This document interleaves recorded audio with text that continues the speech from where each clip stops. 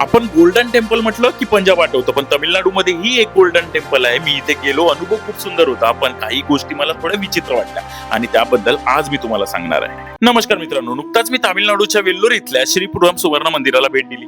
सर्वात आधी एक महत्वाची माहिती, इथे जाण्यासाठी वेगवेगळे मार्ग दिलेले आहेत आणि दर्शनासाठी वेगवेगळ्या प्रकारचे कुपन्स उपलब्ध आहे. मी स्वतः 150 रुपयाचं कुपन काढलं आणि लाईन मध्ये उभा राहिलो, आत प्रवेश घेतला.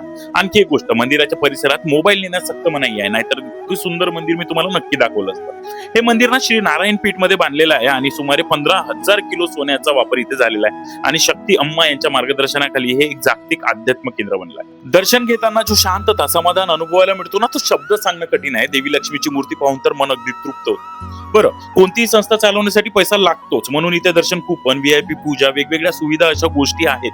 त्या माध्यमातून मिळणारा पैसा समाज कार्यासाठी वापरला जातो, हे निश्चितपणे कौतुकास्पद आहे. माझं दर्शन साधारण दुपारी 2 वाजता झालं आणि बाहेर आल्यानंतर हे पाहून मला बरं वाटलं की भाविकांसाठी जेवणाची ही छान व्यवस्था इथे केलेली आहे. पण बाहेर येताना मला एक गोष्ट थोडी विचित्र वाटली. परतीचा मुख्य रस्ता बॅरिगेड्स लावून बंद होता आणि सगळ्यांना दुकानातूनच आतून जावं लागत होतं. मी कुणावरही हे टीका म्हणून सांगत नाहीये आणि कुणाच्याही भावना दुखावण्याचा माझा अजिबात उद्देश नाही, पण ज्याला काही खरेदी करायची असेल तो स्वतःहून करेलच ना.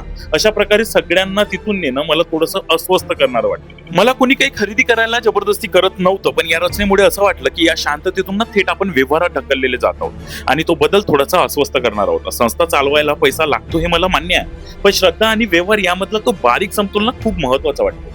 जर हा अनुभव तुम्हाला उपयुक्त वाटला असेल ना, तर हा व्हिडिओ जास्तीत जास्त लोकांपर्यंत शेअर करा. असेच प्रामाणिक प्रवास आणि अनुभव पाहण्यासाठी ना मला फॉलो करा आणि तुमचं मत कमेंटमध्ये नक्की लिहा. धन्यवाद. भेटूया पुढच्या व्हिडिओमध्ये, तोपर्यंत बाय.